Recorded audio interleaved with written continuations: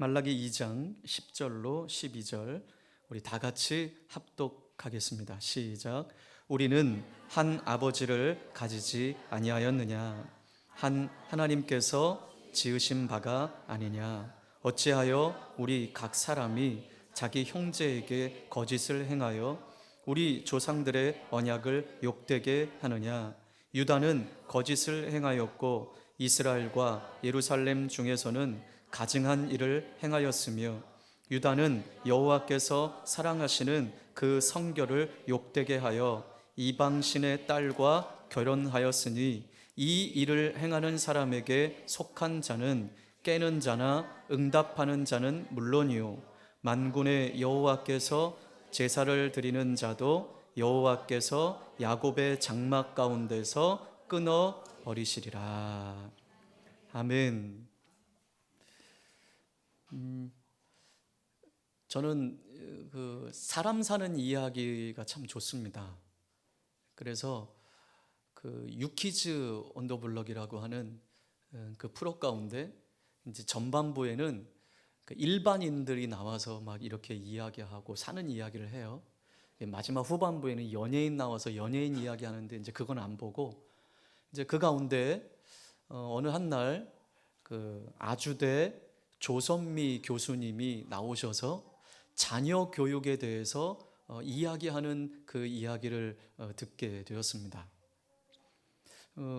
요즘 하여튼 이 자녀 교육에 대해 참 관심들이 많고 또 여러 가지 어떻게 우리 자녀들을 양육할까. 저도 이제 장성한 두 자녀가 있지만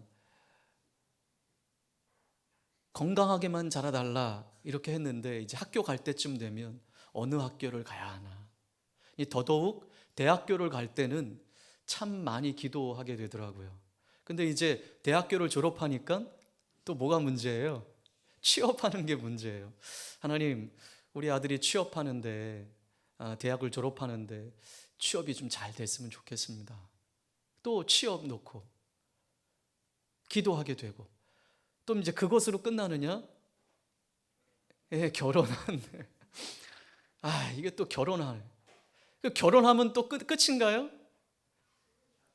우리 집사님 어때요? 결혼해서 내보내니까 어떻든가. 이게 또 기도가 놓을 수가 없어요. 잘 살아야 되겠다. 그런데 이 조선미 교수님의 자녀 교육이 지금 사회 문제가 될 정도로 큰 고민으로 대두되고 있다고 이야기를 했습니다. 왜냐하면 각 가정들마다 자녀 수는 이제 점점 적어갑니다. 적은 수의 자녀. 그래서 그 적은 수의 자녀의 부모는 집중을 해서 자원을 투자하고 마음을 다해서 열심히 키우는 만큼 또 어떤 기대가 있습니까? 내가 양육한 결과가 잘 되어지기, 이 아이들이 잘 자라기를 하는 기대하는 마음이 부모에게는 크다라고 합니다.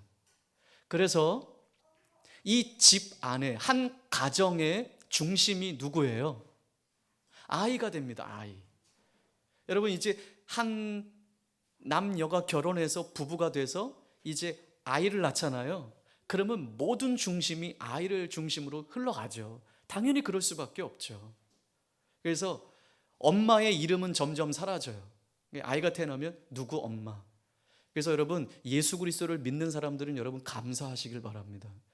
교회에서는 누구 엄마 이렇게 안 부르잖아요. 선경의 엄마 이렇게 안 부르잖아요. 이름 불러주잖아요. 얼마나 감사한지 몰라요. 그런데 이 아이가 가정의 중심이 되다 보니까 이 아이도 어떻게 생각하냐면요, 자기도 이 세상의 중심이 나구나 이렇게 생각을 한다라는 거예요.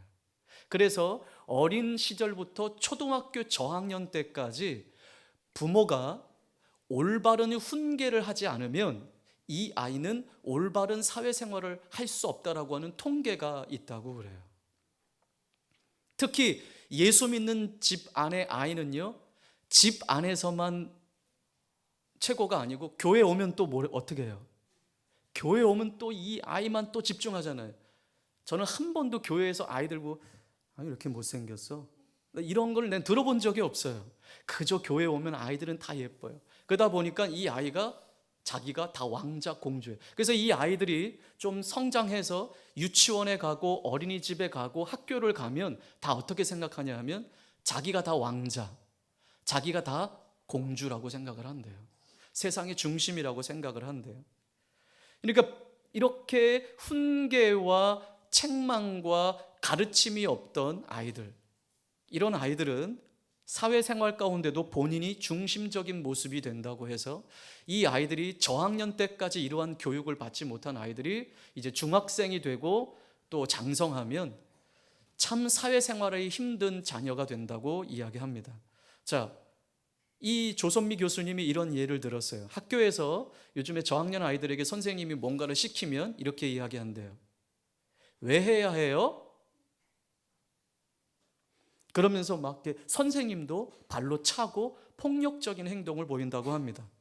실예로 초등학교 저학년 미술 시간에 선생님이 그림을 그리기 위해서 아이들에게 도화지를 나누어 줬대요. 그런데 한 반에 2명의 아이가 그 도화지를 그 자리에서 찢어버리더래요. 그러면서 그 아이가 하는 말이 저는 지금 이거 할 기분 아니에요. 당돌하죠, 요즘에 저학년 아이들이. 그래서 선생님이 부모에게 전화를 했대요. 이러이러합니다. 그랬더니 부모는 이렇게 이야기하더래요. 선생님, 우리 아이의 기분을 알아주셨어요? 이렇게 이야기하더래요. 이런 아이들의 모습에는 이 교수님이 하나의 진단을 내리시는데 부모의 과도한 마음 읽기가 있었다라는 것입니다. 부모의 과도한 마음 읽기.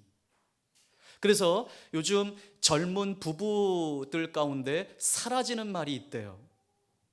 그 말은 안 돼, 하지 마, 이런 말이 점점 가정에서 아이들을 향해서 사라지고 있다고 말을 합니다. 이건 제 말이 아니라 아주대 조선미 교수님의 말이에요. 왜냐? 왜 안 돼, 하지 마 이렇게 하지 않느냐? 아이에게 부정적인 영향을 끼친다고 한다고 해서 이런 말을 하지 않으려고 노력한다고 합니다. 안 돼, 하지 마, 이와 같은 표현을 통해서 감정의 억압을 당하던 세대들이 이제 부모가 됐다라는 거예요. 그래서 이 부모들이 나 그때 되게 억울했어, 나는 내 아이의 마음을 잘 읽어줄 거야, 그런 마음으로 그랬구나. 근데 거기서 끝이래요. 그러면서 에이, 이런 거 하지 말아야지, 그랬구나. 근데 결국은 아이의 요구를 다 들어준다는 거예요. 하지만 조선미 교수님은 이런 말씀을 하셨습니다. 한번 따라해 볼까요? 마음은 읽어주되 행동은 통제해야 한다. 네, 참 공감이 됐어요. 마음은 읽어주되 행동은 통제하라. 화가 나서 발로 차고 싶었구나. 네가 친구에게 화난 건 알겠는데 때리면 안 돼. 단호하게 이야기해 줘야 하는데 아유, 그랬구나, 네가 많이 화가 났구나. 그러면서 이 교수님은 점점 훈육이 사라지는 시대라고 말씀을 하셨습니다. 그런데 분명히 말씀하셨어요. 훈육이야말로 정말 내 자녀를 사랑하는 것이다. 그런데 내 아이 기죽일까 봐 훈계하지 않는 세상이 점점 돼가고 있다고 합니다. 훈육은 살아가는 데 필요한 일련의 행동들을 빨리 익히는 것이라고 말씀하셨어요. 그래서 조선미 교수님은 이 훈육을 할 때 꼭 가르쳐야 할 것들이 있다고 그래요. 싫어도 꼭 해야 하는 것, 이건 반드시 가르쳐라. 하고 싶어도 참아야 하는 것이 있다라는 것을 가르쳐라. 여러분, 제가 오늘 이 말씀 서론 시간에 왜 이 이야기를 할까요? 말라기 시대의 제사장들이 왜 하나님께 책망을 받았을까요? 그들의 직무를 다하지 않았기 때문이었습니다. 어떤 직무였습니까? 하나님의 말씀으로 강력하게 죄의 자리에 서 있는 당신의 백성들을 향하여 훈계하지 않았습니다. 책망하지 않았습니다. 하나님의 말씀으로 분명하고 단호하게 가르쳐야만 했습니다. 그렇게 살면 안 돼. 이렇게 살아야 해. 하나님을 떠난 백성들을 악한 길에서 그 방향을 돌이켜 하나님께 돌아오도록 가르쳐야만 했습니다. 하나님을 멸시하는 백성들을 말씀으로 강하게 책망하고 바르게 가르쳐 죄의 자리에서 떠나게 해야만 했습니다. 그러나 말라기 시대의 제사장들, 영적 리더들이 그렇게 하지 않았습니다. 그도 그럴 것이 그렇게 할 수가 없었어요. 왜냐? 그들 자체도 하나님 말씀을 떠나 있었기 때문이었습니다. 그러니 강력하게 그렇게 살면 안 된다고 말할 수 없었어요. 왜냐? 본인들도 하나님을 향하여 하나님을 멸시하며 예배하고 있었거든요. 하나님을 향한 마음 없이 예배하고 있었거든요. 그러니 어떻게 백성들을 향해서 강력하게 책망하며 하나님 말씀을 들이댈 수 있었겠습니까? 그들도 하나님 말씀을 떠났기에 백성을 훈계할 수 없었고 책망할 수 없었습니다. 제사장으로서 하나님을 두려워해야 했지만 그들은 하나님이 아닌 사람을 두려워했습니다. 괜히 훈계하고 책망했다가 그나마 드리던 예배도 안 드리면 어떡해.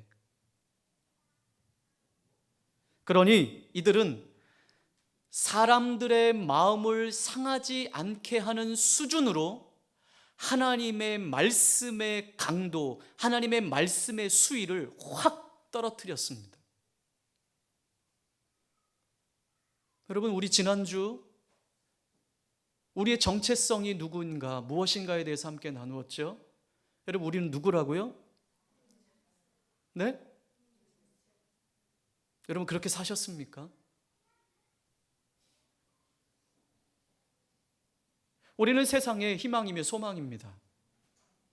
그런데 우리가 하나님 말씀과 하나님의 은혜와 하나님의 소망이 없다면 어떻게 세상의 소망이 되겠습니까? 김창옥 교수가 이런 말을 했어요. 비행기를 타고 가다가 비상 상황에 여러분 위에서 뭐가 떨어지죠? 비상 상황이 됐다 그러면 위에서 산소 마스크가 떨어진다고 해요. 이제 뭐 처음 비행 시작할 때 스튜어디오스가 이런 거 다 설명하잖아요. 그런데 산소 마스크가 딱 떨어지면 부모가 있고 자녀가 있으면 누가 먼저 써야 할까요?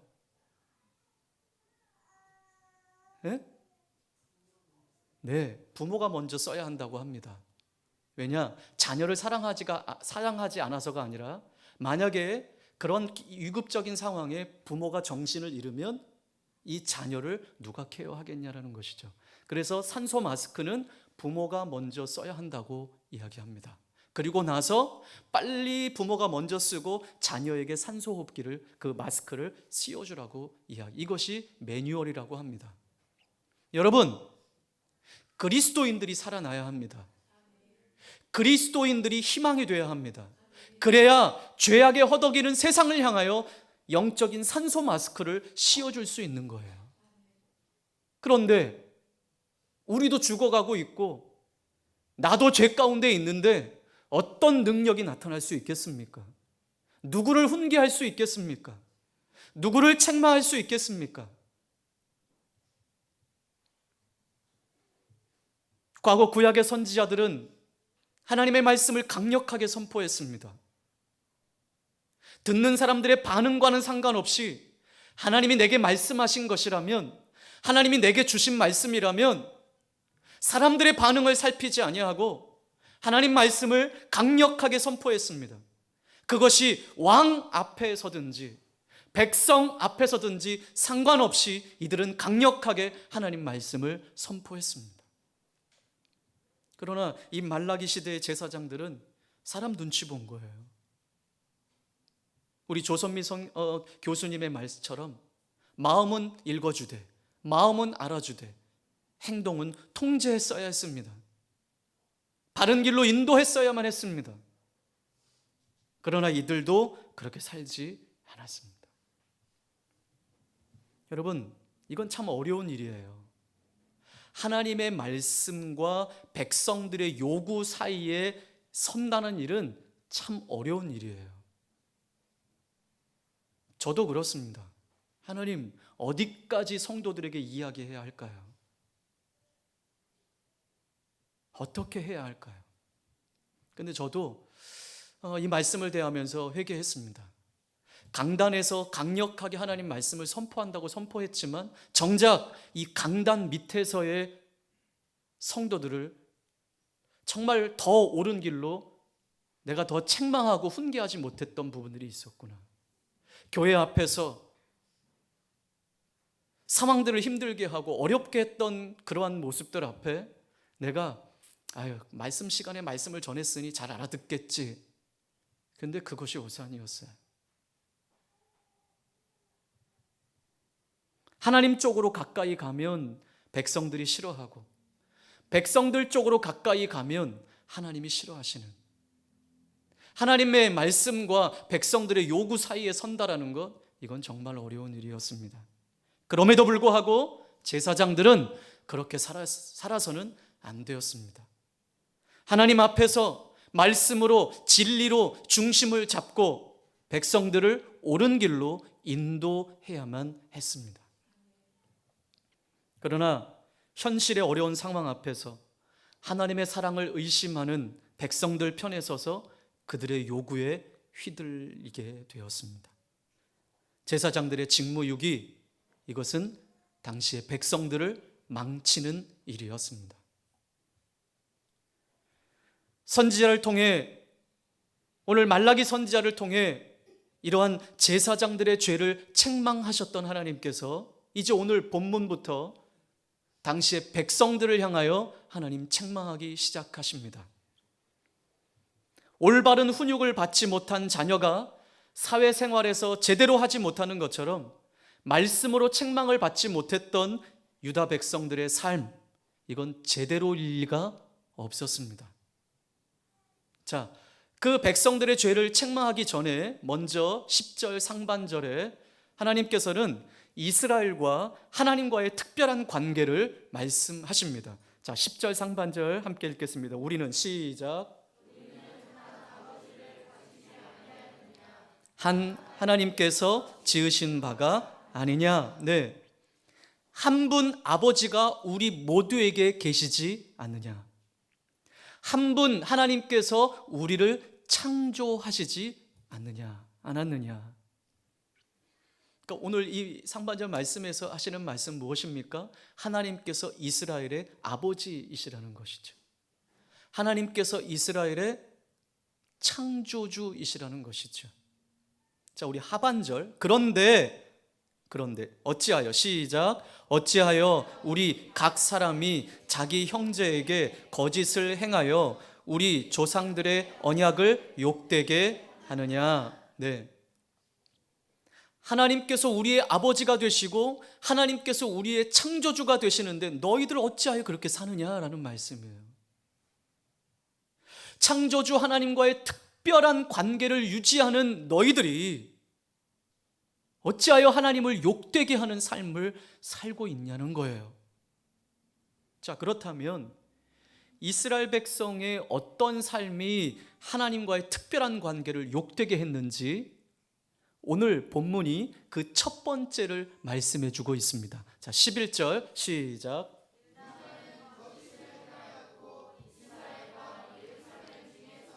가증한 일을 행하였으며 유다는 여호와께서 사랑하시는 그 성결을 욕되게 하여 이방신의 딸과 결혼하였으니. 아멘. 자, 무슨 말씀입니까? 어떤 죄를 하나님 지금 책망하고 지적하고 계십니까? 이방인과의 결혼에 대해서 말씀합니다. 이방신들을 섬기며 이방신을 예배하는 여자들과 결혼해서 아내가 섬기는 이방신들을 함께 예배하는, 그래서 하나님의 거룩을 더럽히고 하나님께 대한 언약을 깨뜨려 버렸다는 것입니다. 말라기 시대에 이들이 이렇게 살았어요. 말라기 시대의 이방인들과의 이 결혼은 어느 정도였길래 하나님께서 먼저 이런 것을 책망하고 계실까? 포로 귀환 후의 삶을, 이 유다 백성들의 삶을 돌아보면 답이 나옵니다.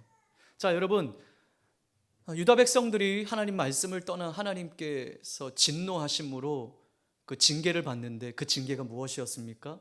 바벨론 포로 생활하는 것이었습니다. 그 포로 생활 가운데 이제 포로 기간이 다 차고 하나님께서 은혜로 이 유다 백성들을 고향 땅으로 보내시는데 1차, 2차, 3차에 의해서 하나님이 보내십니다. 1차 수룹바벨이 리더가 되어서 이스라엘 백성들을 오고, 그래서 1차에는 수룹바벨과 함께 도착한 고향 땅에서 성전을 재건하고, 2차로는 에스라 선지자와 함께 이스라엘 백성들이 귀환해서 영적 재건을 일으킵니다. 그런데 이 에스라가 2차로 귀환해서 영적 재건을 일으키는 가운데 포로 생활을 마치고 귀환해서 강력하게 추진한 것이 바로 이 부분이었어요. 이방인과의 결혼을 제거하는 것. 그러니 이 시대 유다 백성들 사이에 타 종족과의 결혼이 얼마나 성행했는지를 보여주고 있는 거예요. 근데 여러분, 여기서 말하는 타 종족은 그냥 다른 민족과의 결혼을 이야기하는 게 아니라 다른 신을 섬기는 자와 결혼하는 거예요. 저도 가끔씩 이렇게 우스갯소리해요. 우리 하민이가 일본 여자 데리고 와서 결혼해도 나는 오케이. 중국 여자를 데리고 오든 오케이. 다른 나라 사람과 결혼하는 것, 그걸 우선으로 이야기하는 것이 아니고 하나님을 모르는 것, 이방신을 섬기는 자들과 결혼을 이야기하고 있는 거죠. 자, 여러분, 율법에서는 타 종교인과의 결혼을 어떻게 해요? 금하고 있어요. 단순히 이 일이 그러한 율법에서 금하고 있음에도 불구하고 단순히 이 일이 어떤 한 분야, 한 계층에만 있었던 죄악들이 아니었어요. 일반 백성으로부터 시작해서 제사장에 이르기, 영적 리더들에 이르기까지 모든 계층에 포괄적으로 이 죄가 만연되어 있었어요. 그러니 제사장들도 이렇게 살았으니 어떻게 하나님 말씀을 강요할 수 있겠습니까? 책망할 수 있겠습니까? 여러분, 유다 백성들은 바벨론 포로로 끌려가기까지 이들의 가치는 율법이었습니다. 율법의 가치 틀 안에서 이들은 생활했어요. 율법이 절대적인 삶의 가치였습니다. 그런데 이들이 포로 생활을 하면서 이들의 가치가 점점 바뀌어져 가는 거예요. 그 바벨론 가운데는 하나님을 알지 못하는 민족 아닙니까? 그 하나님을 알지 못하는 민족들 가운데 살다 보니 이들의 가치 변화가 일어났던 거예요. 기존의 가치들이 무너지기 시작했습니다. 포로 후에도 마찬가지였습니다. 바로 그 대표적인 현상이 결혼 언약을 파기하는 일이었습니다. 이처럼 말라기 시대에 이방 여인들과의 결혼이 이스라엘 공동체 안에 널리 퍼져 있었습니다. 여러분, 하나님께서 왜 이렇게 금하셨냐 하면 이방인과의 결혼은 그들의 종교에 있어서 이스라엘 백성들의 순수성과 종교성을 부패하게 만드는 일이에요. 그리고 더더욱 하나님에게서 멀어지게 하는 결과를 가져오는 일이기 때문에 그렇습니다. 다시 말해서 하나님이 아닌 다른 신을 섬기는 우상 숭배의 길로 빠지는 일이기 때문에 그런 것이었습니다. 여러분, 우리도 말씀을 떠나면 이렇게 살 수 있습니다. 우리 여기 젊은 청년들이 있지만 성경적인 결혼관을 바로 세워야 할 줄 믿습니다. 이렇게 이야기해요. 목사님, 저도 예수님 잘 믿는 사람하고 결혼하고 싶은데요, 우리 주변에 예수 믿는 사람이 없어요. 그러면요, 기다리세요. 하나님이 짝을 만나게 하실 때까지 기다리세요. 그래서 저도 이 말씀하면서 저 회개했어요. 왜냐하면요, 우리 청년들한테 야, 빨리 결혼해, 내가 이랬거든요. 그래서 이제는 기다려줘야 되겠구나. 괜히 주변에 예수 믿는 사람들도 없는데 내가 빨리 맨날 닥달해가지고 빨리 청년부 나가 이랬거든요. 죄송합니다. 용서를 구합니다. 여러분, 하나님 말씀에 순종해서 예수님 믿는 사람을 정말 신실하게 신앙생활하는 사람들을 기다리고 있다면 여러분, 우리가 응원해 줍시다. 너 아직도 결혼 못하고 있어, 빨리 결혼해, 이게 아니라 기다려 줍시다. 네, 함께 기도해 줍시다. 예수 잘 믿는 사람, 하나님을 잘 아는 사람들,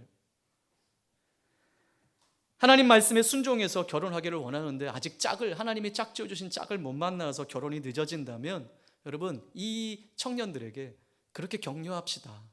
하나님께서 더 좋은 계획을 갖고 계실 거야. 내가 같이 기도해 줄게. 혹 누가 압니까? 사도 바울처럼 살게 하실지 그건 모르잖아요. 목사님, 우리에겐 저주입니다. 네, 여러분, 나는 독신으로 살 거야, 이게 아니라 생육하고 번성하라고 하는 하나님 말씀 앞에 나는 결혼해서 믿음의 가정을 잘 세울 거야, 이러한 마음을 갖고 있지만 혹 하나님께서 우리에게 사도 바울처럼 살게 하실 수도 있잖아요. 그러니 여러분, 오히려 하나님의 뜻과는 다른 결혼을 해서 신앙적으로 퇴보하고 하나님과 멀어진 사람들을 저는 많이 봤습니다. 자, 우리 여기 젊은 부부들도 있는데 결혼하고 신앙이 더 좋아졌나요? 어때요? 결혼하고 신앙들이 더 좋아졌어요? 좋아져야죠. 부부가 함께 하나님을 알아가고 하나님 나라를 세워가는 가정이 돼야죠. 그런데 믿지 않는 이방 신들을 섬기는 여인들과 남자들과 결혼하고 마음을 끓이며 혹은 하나님을 떠나고, 여러분, 이러한 모습들을 볼 때 얼마나 마음이 아픕니까? 그런데 하나님 보시기에는 어떻겠습니까?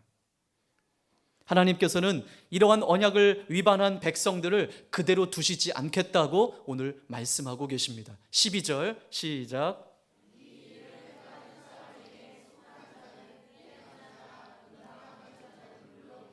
만군의 여호와께 제사를 드리는 자도 여호와께서 야곱의 장막 가운데에서 끊어 버리시리라. 네, 여기 이 일을 행하는 사람, 앞에 쭉 말씀드렸던 이 일을 행하는 사람에게 속한 자, 여기 깨는 자는 자극하다, 선동하다라는 의미예요. 그래서 앞장서서 다른 이들까지도 이 악한 일에 끌어들이는 사람, 이 얼마나 나쁜 사람이에요.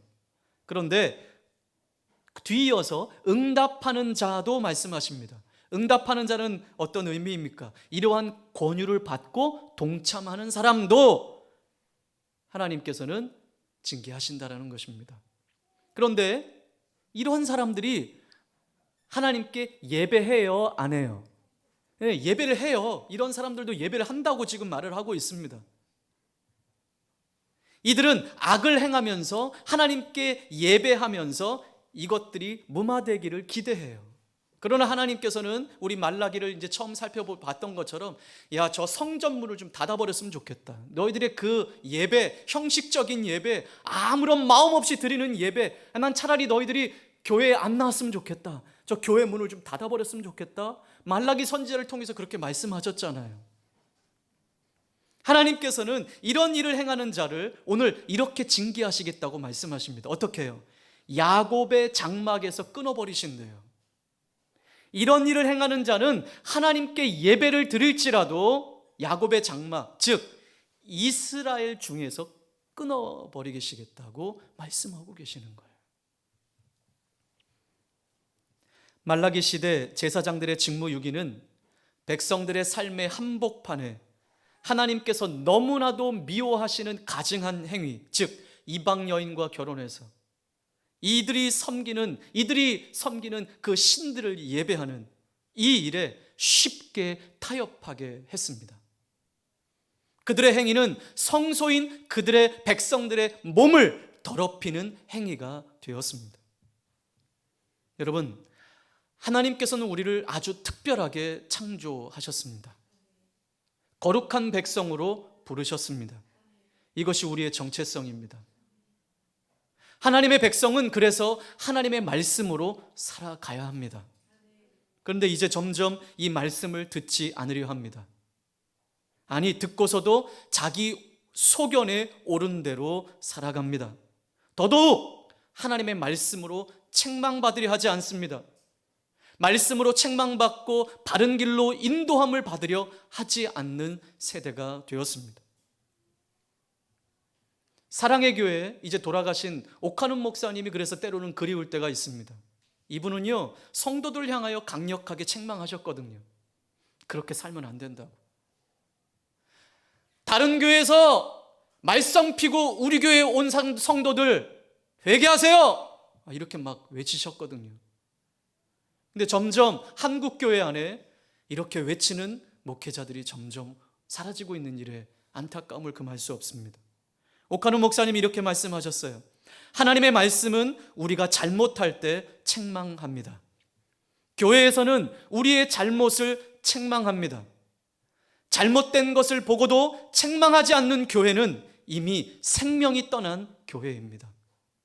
성도들이 악과 손잡고 잘못되어 그 영혼을 파괴하고 있는데도 조금도 나쁜 소리를 하지 않는 교회라고 한다면 그 교회는 이미 하나님의 권위를 잃어버린 교회입니다.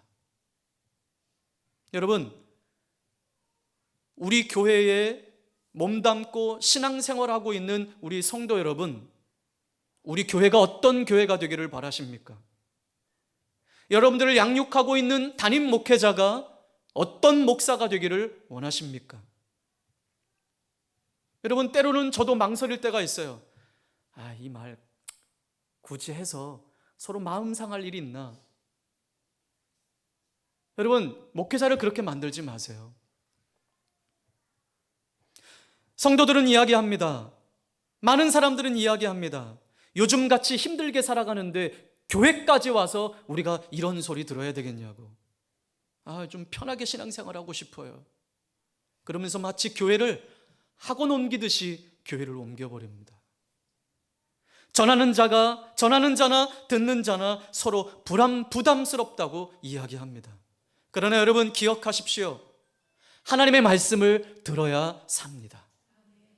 자, 우리 잠언 6장 23절을 보겠습니다.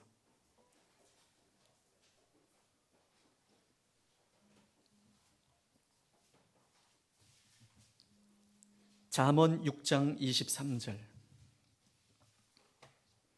시작.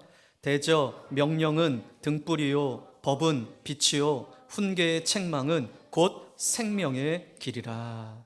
아멘. 하나님의 명령과 가르침이 뭐라고 말씀하십니까?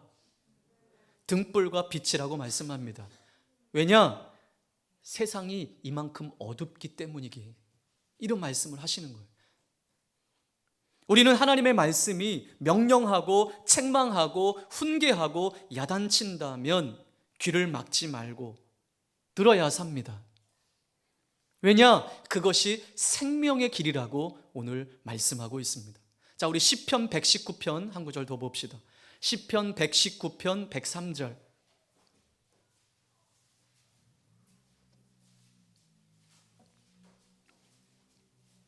시편 119편 103절 시작. 주의 말씀의 맛이 내게 어찌 그리 단지요 내 입에 꿀보다 더 다니이다. 여러분, 말씀이 내 입에 뭐보다 달다고요? 네, 여러분 이거 경험하고 계십니까? 여러분, 이 말씀의 의미는요, 말씀이 내가 원하는 말로 부드럽게 우리에게 말씀하셔서 꿀보다 단다고 말씀한 게 아니에요. 하나님이 어떤 말씀을 주든지 그 말씀을 소화해내서 그렇게 살아갈 때 누리는 은혜와 기쁨이 있기 때문인 것이에요. 그래서 말씀이 꿀보다 달다고 고백하는 거예요. 여러분, 하나님의 말씀으로 책망을 받고 잘못된 길에서 돌이켜 은혜의 자리에 선 경험이 있으십니까? 그러한 경험이 하나님 말씀이 꿀보다 단 은혜를 경험하는 자리인 거예요. 하나님의 말씀이 이런 의미가 있구나. 말씀이 안 돼, 하지 마 하면 하지 맙시다. 말씀이 우리에게 이거 해 라고 한다면 순종합시다. 하나님 말씀하실 때 그런데요, 제가요, 이렇게 말하지 말고, 우리가 하나님이 기뻐하시는 길에서 떠나 있을 때 우리를 훈계하시고 책망하면 순종하고 살아냅시다. 말씀을 듣고 살아냅시다. 그것만이 우리가 살 길입니다. 기도하겠습니다. 우리 하나님 말씀을 기억하며 우리 함께 같이 결단하며 기도합시다. 누구나 책망하는 말은 듣기 힘듭니다. 똑바로 살라고 하는 말 듣기 힘듭니다. 그러나 점점 이 소리들이 사라지는 시대가 되었습니다. 말라기 시대의 제사장들처럼 그 누구도 부담스러운 말을 하려 하지 않습니다. 그러나 들어야 삽니다. 명령하시는 말씀, 책망하시는 말씀, 훈계하고 야단치시는 그 하나님의 말씀, 귀를 막지 않고 들어야 사는 것입니다. 그것이 생명의 길입니다. 하나님, 내게 주신 말씀을 소화해낼 수 있는 마음을 주시고 그 말씀대로 살아내어서 그 은혜와 기쁨이 우리 안에 충만케 하여 주옵소서. 오늘 말씀을 기억하며 함께 결단하며 기도하겠습니다.